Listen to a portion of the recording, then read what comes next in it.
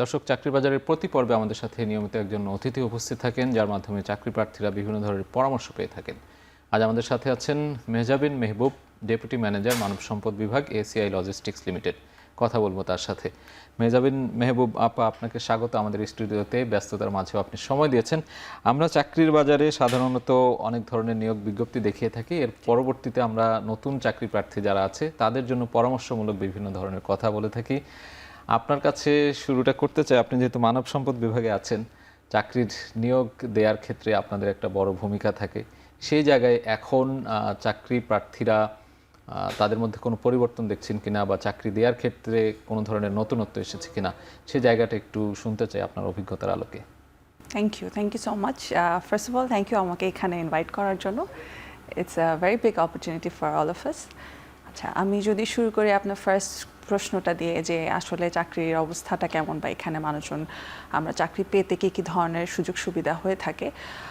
চাকরি আছে, আমরা যদি বলি যে আমাদের অবশ্যই জব রিকোয়ারমেন্ট আছে, বিকজ অর্গানাইজেশন আছে, কোম্পানি আছে, বিজনেস গ্রো করছে, এক্সপ্যান্ড করছে, চাকরি আছে। চাকরির সাথে আমাদেরকে যেটা করতে হয় যে প্রপার ম্যাচিংটা হতে হয় একটা ক্যান্ডিডেটের।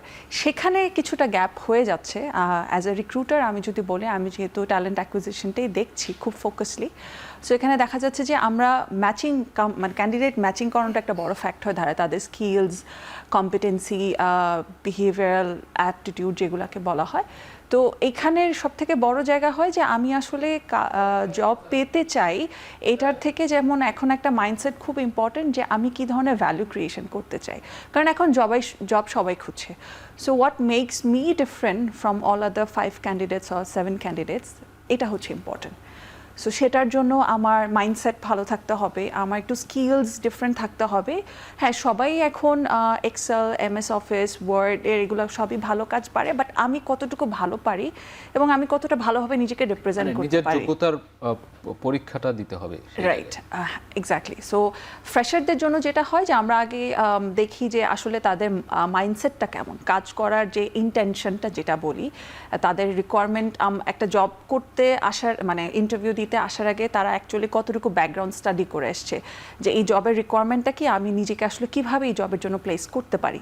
তো এইভাবে যে নিজেকে একটা রিপ্রেজেন্ট করা ফ্যাক্ট থাকে ইন্টারভিউতে, এটা যেমন একটা বড় স্কিল হিসাবে কিন্তু কাউন্ট করি ফ্রেশ গ্র্যাজুয়েটসদের ক্ষেত্রে। তারপরে এক্সপিরিয়েন্সের ক্ষেত্রে, মানে একটু মিড ম্যানেজমেন্ট যারা এক্সপিরিয়েন্সের ক্ষেত্রে, তাদের ক্ষেত্রে অফকোর্স প্রিভিয়াস এক্সপিরিয়েন্স, স্কিলস আর তার অ্যাডাপ্টেবিলিটিটা অনেক important. Because organization to organization environment vary করে, কাজের ধরন ভ্যারি করে। তো এখানে তার অ্যাডাপ্টেবিলিটির নেচারটা কেমন। আরেকটা বড় জিনিস হচ্ছে যে এখন একটা জিনিস চলে যে লার্ন রিলার্ন একটা ব্যাপার আছে, যে আমি যা শিখে এসেছি ওইটাই যে আমার এই অর্গানাইজেশনে অ্যাপ্লিকেবল হবে, নট নেসেসারি। এখানে এসে নতুন করে আবার শিখতে হবে, right. So unlearn, relearn, learn, এই জায়গাটার মধ্যে আমাদেরকে একটু এক্সিকিউশনটা প্রপার রাখতে হয়, যে আমি যেখানে যাচ্ছি সেখানে আমি যেন অ্যাডাপ্ট করে নেওয়ার মতন মেন্টালিটি থাকে। আরেকটা বিষয়ে আলোচনা করতে চাই, সেটি হলো ইন্টারভিউ। চাকরির যে ইন্টারভিউ, সেটি অনেক গুরুত্বপূর্ণ একটা বিষয়। সেখানে নিজেকে প্রমাণের একটা বড় সুযোগ থাকে। কেউ সেই সুযোগটা লুফে নেন, কেউ পারেন না, হয়তো নানান কারণে দক্ষতার অভাব কিংবা আত্মবিশ্বাসের অভাব থাকে। সেটিতে ভালো করার কি উপায়, আপনি কি বলবেন? আচ্ছা, ফার্স্ট অফ অল দুটো সেগমেন্ট আমি, একটা হচ্ছে সিনিয়র ম্যানেজমেন্ট, সেটা আলাদা। আমি যদি ফ্রেশ গ্র্যাজুয়েটসদের কথা বলি, যে মাইন্ডসেট একটা বড় ফ্যাক্ট, অ্যান্ড নিজেকে প্রেজেন্ট করে যে আমি কতটুকু পারবো। You know, there is a thing, আপনি যে একটা, মানে যতটা হাসি মুখে কথা বলা, বা বেশি হাসি না, বাট সামথিং প্রেজেন্টেবল হওয়াটা এখন খুব ইম্পর্টেন্ট ইন্টারভিউতে। সো প্রেজেন্টেবল হয়ে তার স্কিলসগুলোকে এমনভাবে ডেলিভার করা যে ইন্টারভিউ নিচ্ছে, যে ইন্টারভিউর তার যেন মনে হয় যে না, he or she can be the better sweet.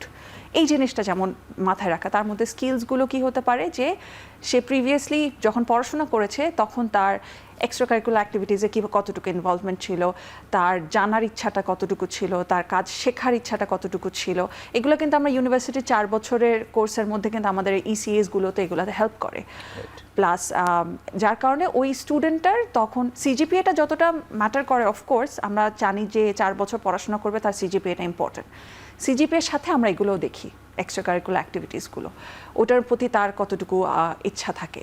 তারপরে আসি যদি মিড ম্যানেজমেন্টের কথা বলি, মানে assistant manager, deputy manager, managerial লেভেলগুলোকে যদি বলি, আমরা অফকোর্স সেখানে প্রপার এক্সপিরিয়েন্সটা যেমন ম্যাচ করাটা ইম্পর্টেন্ট, প্লাস এখানে আমাদের স্কিলসের সাথে অ্যাড অন হতে হয় যে আমার আসলে এই যে জব স্পেসিফিকেশনটা আছে, রেসপন্সিবিলিটিসগুলো আছে, এগুলোর সাথে কতটুকু আমার কম্পিটেন্সি যদি আমি ম্যাপিং করি তাহলে এটা অ্যাকচুয়ালি কতটুকু লিডারশিপেরও একটা ব্যাপার আছে।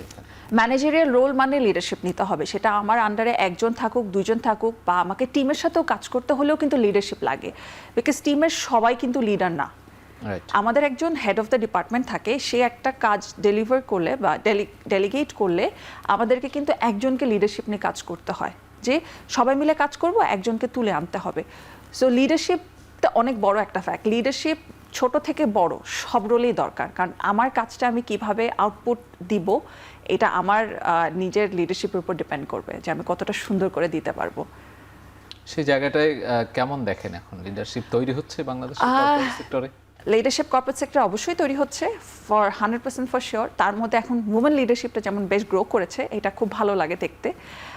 পাশাপাশি হচ্ছে যে লিডারশিপ আমি শুধু মেন ওমেন হিসাবে সেগ্রিগেট করব না, আমার কাছে এটা খুবই ইম্পর্টেন্ট যে জেন্ডার বায়াসনেস বাদে যেন লিডারশিপটা ক্রিয়েট হয়। অ্যান্ড লিডারশিপ হওয়ার জন্য নিজের কেপাবিলিটিটা যে ডেভেলপ করাটা অনেক ইম্পর্টেন্ট, যে আমি লিডার হতে গেলে আমার কী কী ধরনের মেন্টাল আন্ডারস্ট্যান্ডিংগুলো থাকতে হবে। এখন যেমন এমপ্যাথি একটা ওয়ার্ডকে আমরা অনেক ফোকাস করে থাকি, এমপ্যাথি কিন্তু শুধু ওয়ার্ডস দিয়ে বললে হয় না, এমপ্যাথিটাকে প্র্যাকটিস করাটা একটা অনেক বড় একটা ইম্পর্ট্যান্ট জিনিস। পাশাপাশি আমাকে টিম লিড করতে গেলে টিমের কার সাথে কীভাবে কী বিহেভিয়ারাল প্যাটার্ন থাকা উচিত, এগুলো যেমন আমাকে আইডিয়া করতে হয়।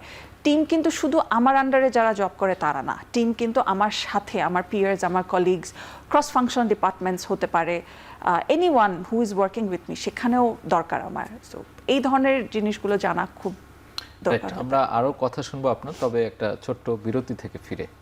দর্শক, চাকরির বাজারে নিচ্ছে একটা বিরতি, ফিরছে একটু পরেই, সাথেই থাকুন।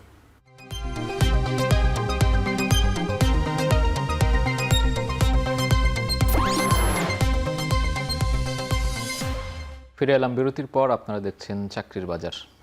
দর্শক, আমরা কথা বলছিলাম আমাদের অতিথি মেহজাবিন মেহবুবের সাথে। আমরা বিরতির আগে বিভিন্ন বিষয় নিয়ে কথা বলছিলাম। এই পর্যায়ে একটু জানতে চাই যে চাকরির বাজারে প্রযুক্তি নির্ভরতা বাড়ছে এখন, এই প্রযুক্তি নির্ভর বাজারের সাথে এখনকার যে তরুণরা রয়েছে যারা গ্রাজুয়েট, তারা কতটা মানিয়ে নিতে পারছে এবং কতটা চ্যালেঞ্জিং এখন এই বিষয়টি? যদি আমি ইয়াং জেনারেশনের কথা বলি, অফকোর্স তারা খুব, তাদের অ্যাডাপ্টেবিলিটি ভালো, বিকজ তারা নিজেরাই টেকনোলজিক্যালি নিজেরা একটু এনহ্যান্স আছে। আমি বলবো একটা জেনারেশনের তুলনায় তো তারা অনেকটা অ্যাডভান্স আছে। বাট যেটা প্রয়োজন, যে শুধু আসলে টেকনোলজি অ্যাডভান্স হলে হবে না, আমাকে আমার ওয়ার্ক বেস, প্রফেশনাল বেস যে টেকনোলজিগুলো, ওগুলোর সাথে অ্যাডাপ্ট হওয়াটা এখন যতটা ইম্পর্টেন্ট, আগে হয়তো অতটা ছিল না। এখন যেমন আমাদের সব ধরনের অনলাইন প্ল্যাটফর্মসগুলোর মধ্যে আমি যদি জুম, টিমস, এই মাইক্রোসফট অফিসের যে পার্টগুলো আছে, গুগল মিট, এগুলোতে যেমন দক্ষতা থাকাটা ইম্পর্টেন্ট, যে আমি কীভাবে একটা সেশন কন্ডাক্ট করবো, এটা যেমন একটা ইম্পর্টেন্ট পার্ট থাকে। এখন এআই জেনারেটেডের কথা যদি বলি, আমরা শুধু চ্যাট জিপিটি বা জেমিনি এগুলো যেমন যতটুকু মুখে মুখে শুনি, এটার বাদেও আমাদের যত ধরনের এআই টুলসগুলো আছে, ওগুলোর সাথে মানে নিজেকে অ্যাকাস্টম করা এই জন্য ইম্পর্টেন্ট হবে কি তার কাজটা ইজিয়ার হয়ে যাবে। বাট এটা অফকোর্স মাথায় রাখতে হবে, এআই কিন্তু যতই বলুক না কেন হিউম্যান রিপ্লেসমেন্ট হবে না। এআইকে কিন্তু আমাদের বলতে হবে যে আমরা আসলে কি আউটপুটটা চাচ্ছি।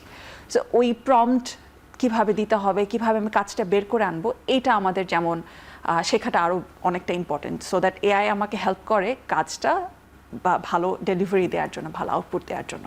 মানে আমি এআইকে ইউজ করব ভালো কাজের জন্য, আমার ডেভেলপমেন্টের জন্য, আমার কাজটা সুন্দর করার জন্য, নট যে আমার রিপ্লেসমেন্ট হিসাবে না। এটা আসলে পসিবল না, হিউম্যানকে কখনোই মেশিন দিয়ে রিপ্লেস করা পসিবল না। সো বাট আমাকে এটা শিখতে হবে যেন আমাকে যেন এআই রিপ্লেস না করে ফেলে। সো আমাকে এআইতে অ্যাডাপ্ট হতে হবে, আমাকে এআই শিখতে হবে, জানতে হবে। রাইট আপা, চাকরির ক্ষেত্রে একটা খুব গুরুত্বপূর্ণ বিষয় হলো সিভি এবং কভার লেটার। সিভি লেখার ফরম্যাট কিন্তু আস্তে আস্তে চেঞ্জ হয়ে যাচ্ছে, কভার লেটারও একটা সুন্দর কভার লেটারও কিন্তু প্রয়োজন। এটা মূলত যদি বাংলায় যেটাকে বলে যে আগে দর্শনধারী পরে গুণ বিচারী, আমি তো সিভিটা দেখেই তাকে ডাকবো। একজন প্রার্থীর নতুন যারা আছে তাদের জন্য সিভিটা কেমন হওয়া উচিত, কভার লেটারটা কেমন হওয়া উচিত? সিভি যেমন নতুনদের জন্য, ফ্রেশ গ্র্যাজুয়েটের জন্য 1 পেজের CV is fine. Same goes with 1 page of cover letter is fine, কিন্তু সিভিটা যেটা হতে হবে আমাকে অবশ্যই এখন এটা কিন্তু খুব ইম্পর্টেন্ট যে আমার যারা এক্সপিরিয়েন্স তাদের যেমন এক্সপিরিয়েন্সটা সবার আগে থাকে, আর স্টুডেন্টদের ক্ষেত্রে তাদের পড়াশোনাটা আগে থাকে। সো পড়াশোনার জায়গাটার সাথে হচ্ছে আমার এক্সট্রা কারিকুলার অ্যাক্টিভিটিসটা ফোকাস করা, বিকজ ওখানে আমি জানতে পারবো তার লিডারশিপ ক্যাপাবিলিটিটা কেমন, তার লার্নিংয়ের নেচারটা কেমন, সে কতটুকু অ্যাক্টিভলি পার্টিসিপেট করেছে সব কাজের সাথে পড়াশোনার সাথে। একমাত্র শুধু বুকেশ নলেজ নিয়ে আমি ছিলাম সেটা যেমন আমরা জাজ করতে পারবো, এটার থেকে বাইরে আমি কতটুকু ওয়ার্ল্ডকে চিনি, এগুলো যেমন একটা ফোকাস হওয়াটা ইম্পর্ট্যান্ট। সিভিতে অফকোর্স নিজের ডিটেলসগুলো, নাম পরিচয় ডিটেলসগুলো প্রপারলি থাকা প্রয়োজন, সো দ্যাট আমরা তাকে আইডেন্টিফাই করতে পারি পরবর্তীতে যখন সে ইন্টারভিউর সময় আসে।